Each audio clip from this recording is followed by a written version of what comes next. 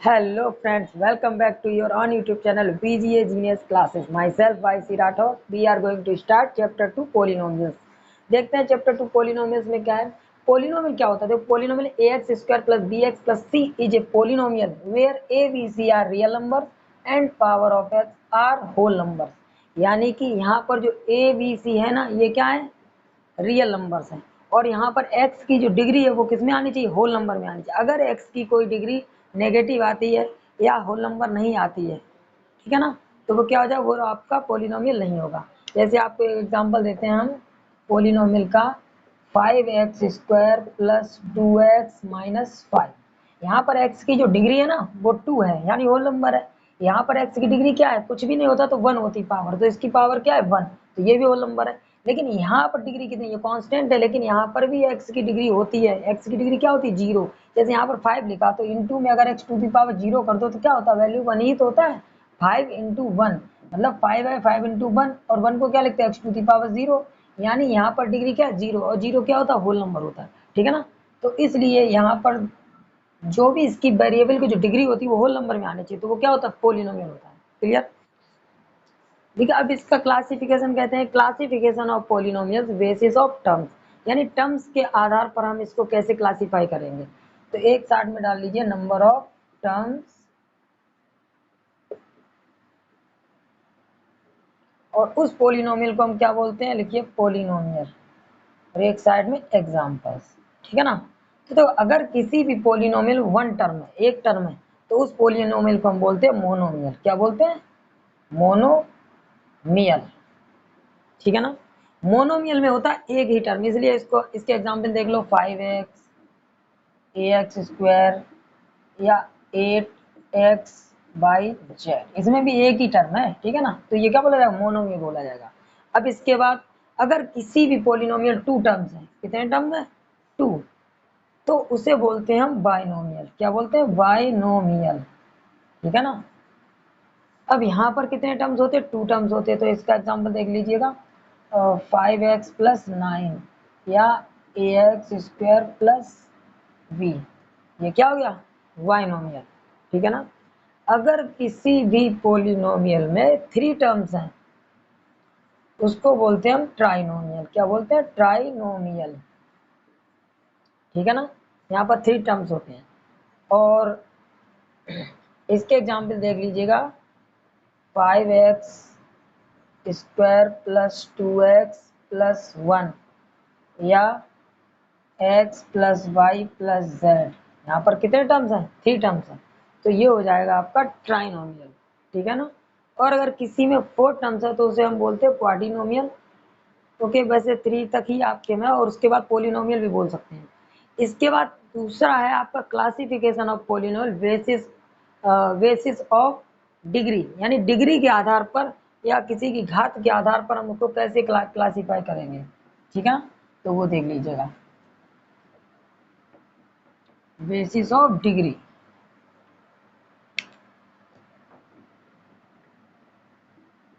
Degree. ठीक है ना. तो अब डिग्री के आधार पर इसको जो क्लासिफाई करो.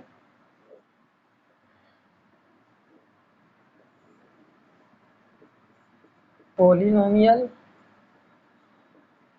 यहाँ एग्जाम्पल, और यहाँ डिग्री. तो सबसे पहले हम आपको बता दें, अगर कोई भी पोलिनोमियल केवल 0 है, ओनली 0, तो इसको बोलते हैं हम जीरो पोलिनोमियल. क्या बोलते हैं? Zero polynomial. ठीक है ना. लेकिन अगर कोई कांस्टेंट है तो यहाँ पर जो डिग्री होती है ना वो क्या होती है? 0 होती है.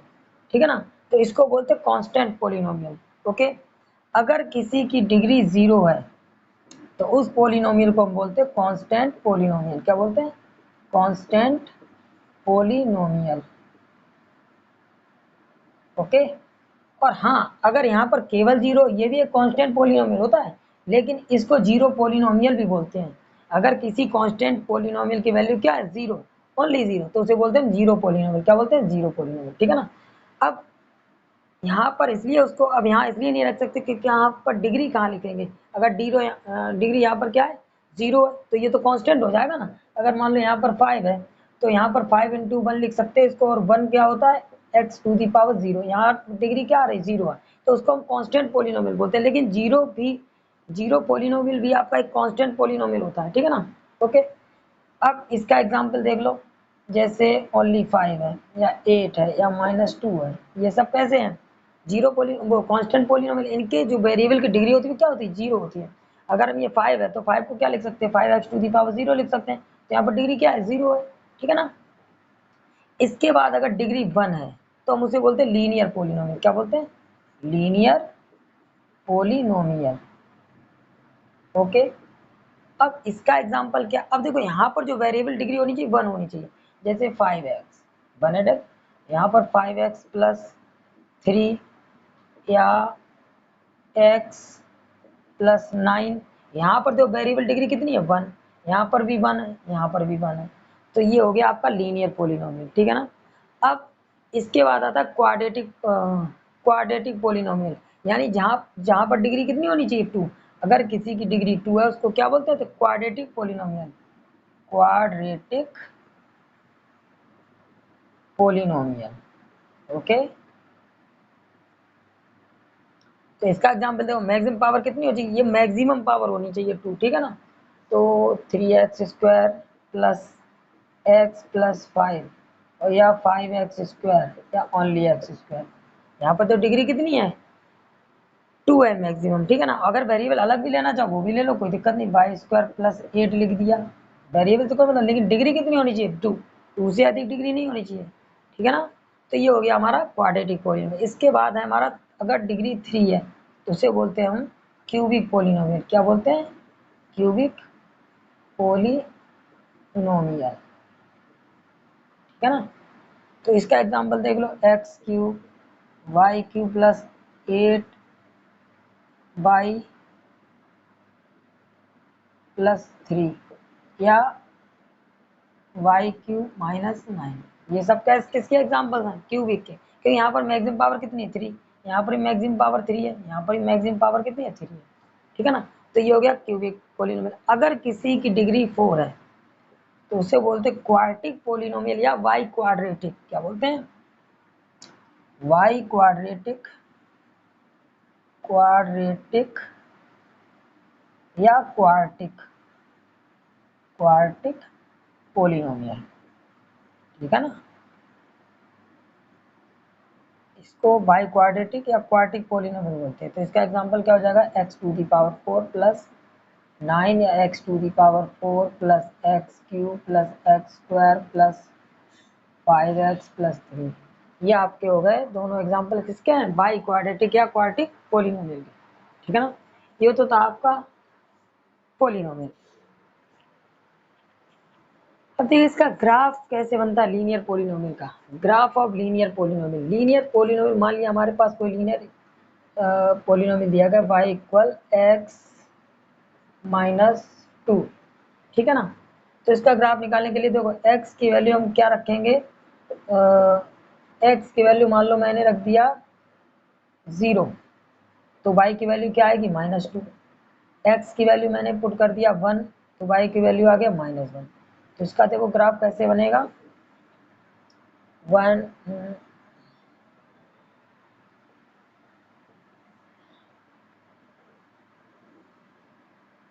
1 2 3 1 2 3। अब तो 0 का -2 कहाँ पे होगा, 1 2 0 -2 ये रहा, ठीक है ना। और 1 -1 1 -1 ये रहा, ठीक है ना। अब ये इस तरह का, अब देखो एक बात ध्यान रखना, लीनियर पोलिनोमियल में हमेशा एक स्ट्रेट लाइन बनेगा, लाइन बनेगी, ठीक है ना। लेकिन लीनियर पोलिनोमियल एक्स एक्सिस को सिर्फ एक ही पॉइंट पर इंटरसेक्ट करेगा, मतलब एक ही पॉइंट पर कट करेगा, 2 पॉइंट पर नहीं कटेगा। कोई भी लाइन आप ड्रॉ करेंगे, चाहे कैसी भी लाइन ड्रॉ कर दो, मतलब ऐसी चाहे ऐसी चाहे ऐसी कैसी भी, वो हमेशा एक्स एक्सिस को कितने पॉइंट पर कट करेगा, ओनली 1 पॉइंट पर, ठीक है ना। इसलिए लीनियर पोलिनोमियल की जो मैक्सिमम पावर होती है ना, उतने ही जगह पर उसको कट करता है, एक पावर है तो एक ही जगह कट करता है, ठीक है ना। ये तो था लीनियर का ग्राफ, लीनियर का ग्राफ में हमेशा स्ट्रेट लाइन ही ड्रॉ होगी, क्लियर। अब देखते हैं graph of quadratic polynomial, graph of quadratic polynomial, ठीक है ना। सेकेंड पार्ट है इसका ग्राफ ऑफ क्वाड्रेटिक। क्वाड्रेटिक में ग्राफ किस टाइप से बनता है देखो, पहले तो क्वाड्रेटिक इक्वेशन क्या होता है, a x square plus b x plus c, ये इसकी स्टैंडर्ड फॉर्म होती है। देखो इसकी x की मैक्सिमम जो पावर है कितनी 2, तो यहाँ पर ग्राफ क्या होता है इस टाइप से बनता है हमेशा, क्योंकि x को 2 पॉइंट्स पर कट करता है, ठीक है ना। इस टाइप से भी बन सकता है, ठीक है ना, कैसा भी बना दो, लेकिन x एक्सिस को कितने पॉइंट पर कट करेगा, 2 पॉइंट्स पर, ठीक है ना। क्योंकि जितनी मैक्सिमम पावर होगी, जैसे क्वाड्रेटिक की मैक्सिमम पावर कितनी होती है 2 होती, तो ये 2 पॉइंट्स पर कट करता है, ठीक है ना। इसी तरह क्यूबिक का क्या होगा, cubic third graph of cubic polynomial, इसका स्टैंडर्ड फॉर्म होता है a x cube plus b x square plus c x plus d, या ए नॉट इक्वल 0। ए इसलिए 0 नहीं होता, अगर ए 0 हो गया तो ये क्या हो जाएगा, क्वाड्रेटिक हो जाए। यहाँ पर भी ए नॉट इक्वल 0 होगा।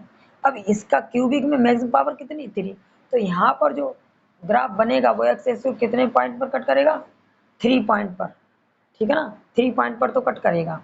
तो ये ग्राफ इस टाइप से बन जाएगा, इस टाइप से कितने पॉइंट पर कट कर रहा है 1 2 3, ठीक है ना। ये कैसे ही बना दो, ओके 1 2 3 इस टाइप से, ये हो गया आपका क्यूबिक का ग्राफ। क्लियर, समझ में आ गया ना।